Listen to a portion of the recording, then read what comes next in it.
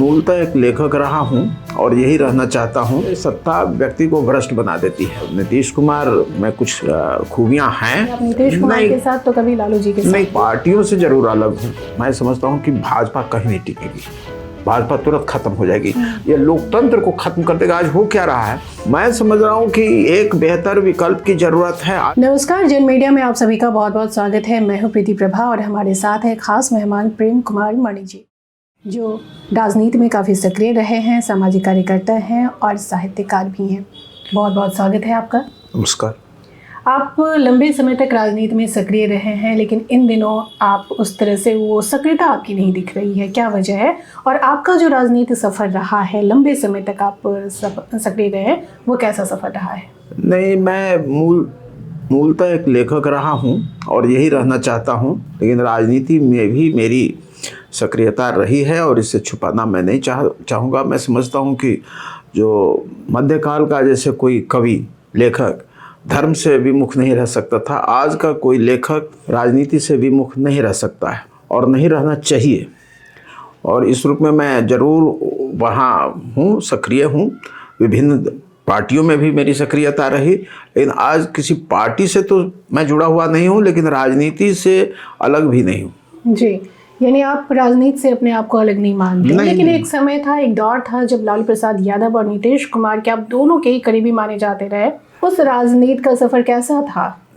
नहीं, मैं तो बिहार की जनता के करीब था और एक समय था जब नीतीश जी ने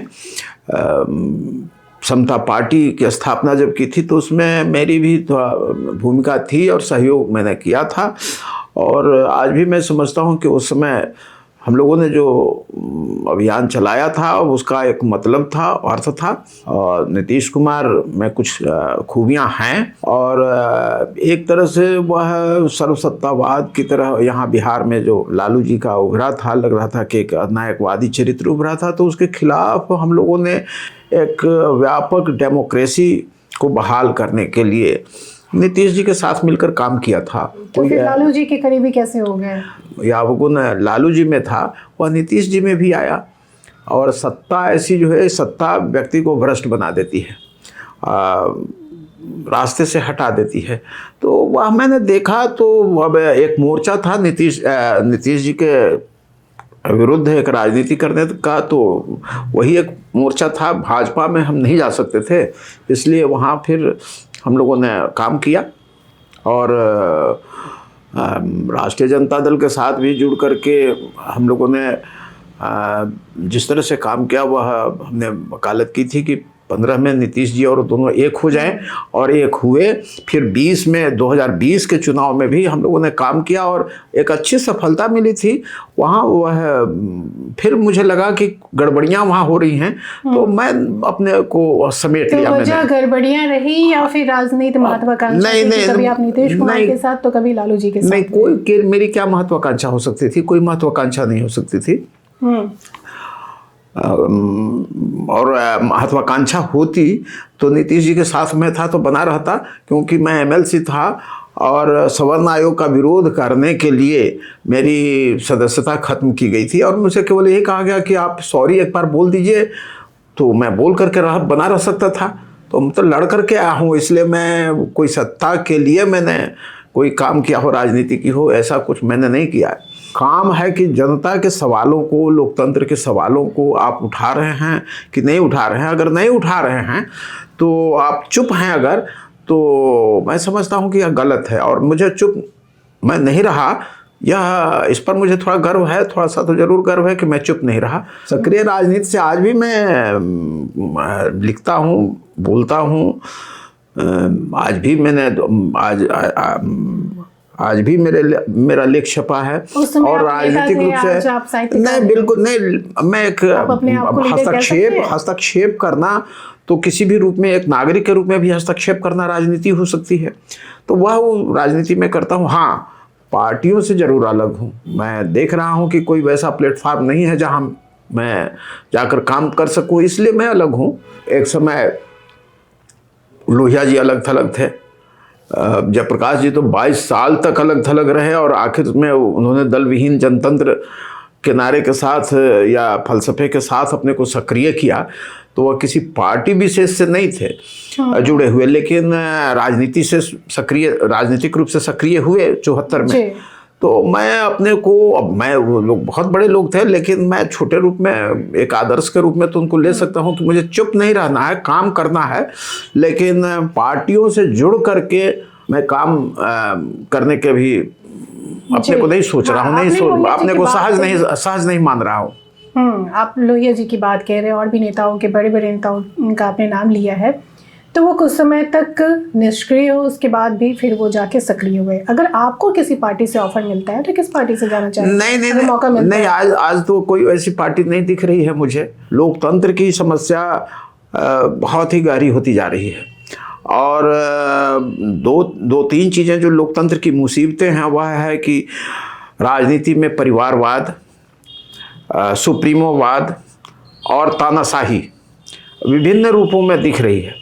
वो अब देखिए कि वहाँ कश्मीर से लेकर के बिल्कुल कन्याकुमारी तक जितने भी राजनीतिक दल हैं, हम एक एक का नाम अगर लूँ तो ज़्यादा समय लगेगा, लेकिन आप देखेंगे कि परिवारवाद और सुप्रीमोवाद से तमाम पार्टियां ग्रसित हैं। और यह हुआ, सुप्रीमोवाद पहले पैदा हुआ और फिर परिवारवाद पैदा हुआ। कैसे हुआ? तो यह दल बदल विधेयक जो लागू हुआ राजीव जी के ज़माने में, उस समय मधुलिमय ने यह आशंका व्यक्त की थी, जो समाजवादी नेता मधुलिमय जी थे, कि यह लोकतंत्र को कमज़ोर कर देगा। अब वह है कि अगर कोई अकेले आदमी बोलता है, उसकी सदस्यता रद्द कर दी जाती है। धारासभा का मेंबर है तो उसकी सदस्यता रद्द कर दी जाती है, इसलिए कोई आवाज़ नहीं निकलती है, चुप लोग रह जाते हैं। इससे हो गया है कि दलों में आंतरिक लोकतंत्र कमज़ोर पड़ता जा रहा है। अब 2/3 बहुमत अगर है विधायकों का, अगर 30 विधायक हैं तो 20 विधायक अगर आवाज़ उठाते हैं तब तो ठीक है, ये तो होगा ही नहीं। जी, आपकी नज़र में सारी पार्टियां ही ऐसा कर रही हैं? सभी कर रही हैं, तो सभी तो कर रही हैं। बेहतर कौन है? नहीं, बेहतर मैं कहाँ कह रहा हूँ, कोई बेहतर मैं नहीं कह रहा हूँ। मैं समझ रहा हूँ कि एक बेहतर विकल्प की ज़रूरत है। आज पॉलिटिकल काम कौन कर रहा है?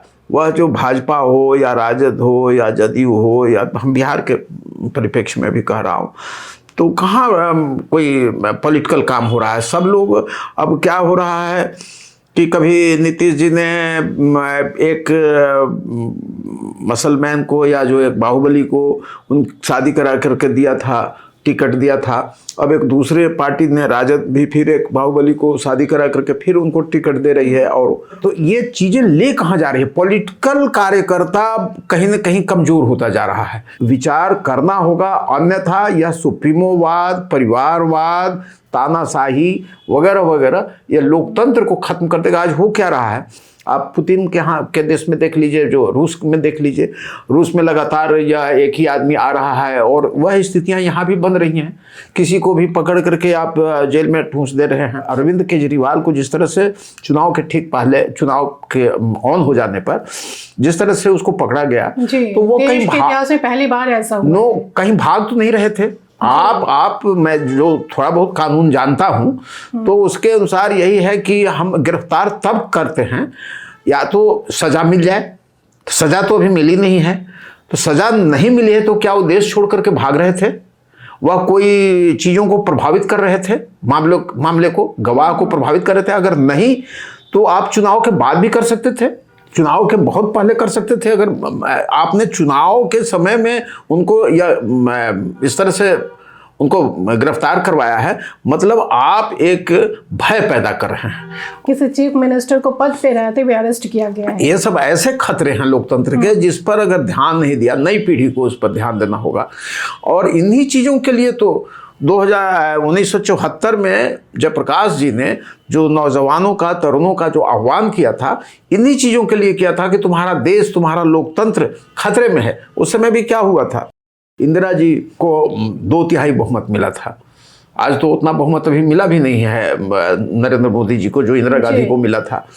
बांग्लादेश को उन्होंने निर्माण करा दिया, पाकिस्तान को 2 भाग में बांट दिया। ये तो छोटा सा अभी केवल वहाँ कौन स्ट्राइक करा रहे हैं। कई लोक लुभावन कार्यक्रम भी उन्होंने जारी किए थे वो बैंकों का नेशनलाइजेशन, प्रीवी पर्स की समाप्ति वगैरह वगैरह। बावजूद इसके इन सब के साथ एक यह भी हुआ था कि कांग्रेस पार्टी में ही जनतंत्र खतरे में आ रहा था और इसलिए जयप्रकाश जी ने आवाज उठाई।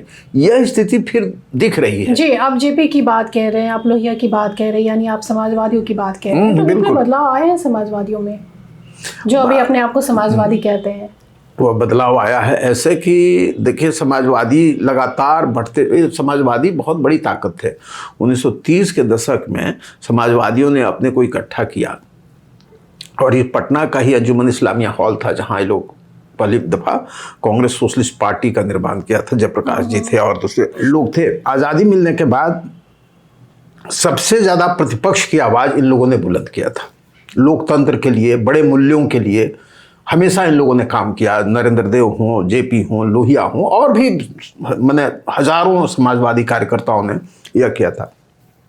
वह धारा इधर आकर के देख रहे हैं 90 के बाद से, मंडल कमीशन के लागू होने के बाद से लगातार बिखरती चली गई।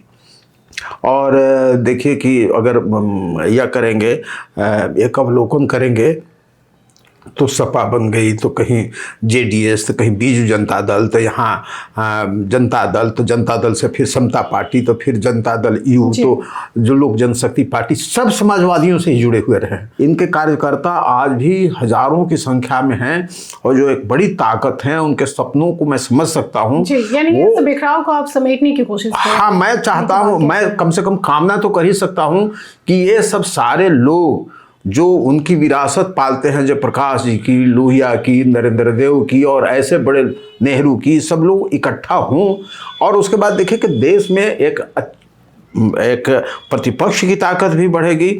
और मैं समझता हूं कि समाजवादी मूल्य तो बढ़ेंगे ही, लोकतांत्रिक मूल्यों का विकास होगा और मैं समझता हूं कि राजनीति के लिए बहुत अच्छी चीज़ होगी। एक आखिरी सवाल मैं आपसे ये पूछना चाहूँगी कि 2024 लोकसभा चुनाव में किस पार्टी को आप आगे बढ़ते हुए देख रहे हैं? भारतीय जनता पार्टी अपनी ताकत से भी विपक्षियों की कमजोरी के कारण बढ़ रही है और विपक्षी ताकतें अगर अपने में नैतिक और राजनीतिक मूल्य स्थापित कर लें, इनके पास न नैतिकता है न राजनीतिक मूल्य है। अगर राजनीतिक मूल्य और नैतिकता इनमें अगर आ जाए तो मैं समझता हूं कि भाजपा कहीं नहीं टिकेगी, भाजपा तुरंत खत्म हो जाएगी। 400 पार का जो सिगुफा उन्होंने छोड़ा है, इसलिए छोड़ा है कि आप, अब बहस इस पर छिड़ गई है कि यह जादुई आंकड़ा मोदी छुएंगे कि नहीं छुएंगे। अब कैसे छुएंगे, हर जगह सैचुरेशन में है और वो बढ़ेंगे कहाँ, नहीं बढ़ेंगे, लेकिन वह घटेंगे तो इस वहाँ घटेंगे जहाँ राजनैतिक और नैतिक मूल्य इनके प्रतिपक्षी दलों में होगा। वह उन मूल्यों का अभाव में देख रहा हूं और इसलिए मुझे लगता है कि प्रतिपक्ष को अब इस चुनाव से ज़्यादा 2029 की तैयारी करनी चाहिए, क्योंकि इस चुनाव में तो मैं नहीं समझता हूं कि कोई बड़ा हो सकता है, कि थोड़ा घट जाए थोड़ा बढ़ जाए वो हो सकता है, लेकिन लगभग बदलाव कोई ऐसा होगा मुझे प्रतीत नहीं होता है। वो तो मुझे प्रसन्नता होगी क्योंकि बदलाव तो होते रहने चाहिए। लगातार एक दल को इतने लंबे समय तक नहीं रहना चाहिए सत्ता में, यह लोकतंत्र के लिए बहुत जरूरी होता है। बदलाव होते रहना चाहिए। लोहिया जी कहते थे कि रोटी को तवे पर बदलते रहो, उलटते रहो, नहीं तो जल जाएगी। कि एक प्रधानमंत्री कहते हैं 400 पार का जब यह देते हैं तो उनकी एक कमजोरी भी है, क्योंकि आप विपक्ष को अपनी राजनीति में इतना कमजोर कर दिया है कि वह बिल्कुल सिमटते जा रहा है। यह तो कोई नेता, राजनेता जो होता है, प्रधानमंत्री होता है, किसी पार्टी का नहीं होता है, वो देश का होता है। देश तो एक है, एक नेता जरूर चाहिए और उस नेता में नैतिकता होनी चाहिए और उसके कुछ सपने होने चाहिए कि जिसके साथ नागरिक जो हैं, वोटर्स जो हैं, अपने को जोड़ सके। वह जेपी के साथ जोड़ा था लोगों ने, वीपी के साथ जोड़ा था लोगों ने और तब बदलाव हुआ था। आज भी बदलाव हो सकता है। जो पार्टियां जीतती हैं, जो भी पार्टी जीतती है राज्य में हो या फिर केंद्र में, वो तो यही कहती हैं कि जनता हमारे साथ है। विपक्ष कितना कमजोर पड़ा है इसमें बहुत समय नहीं है ये जानने के लिए। 2024 का चुनाव आ चुका है और परिणाम के बाद ये भी पता चल जाएगा कि बीजेपी और कितनी मजबूत हुई है और विपक्ष और कितना कमजोर। फिलहाल हमसे बातचीत करने के लिए आपका शुक्रिया, बहुत बहुत धन्यवाद।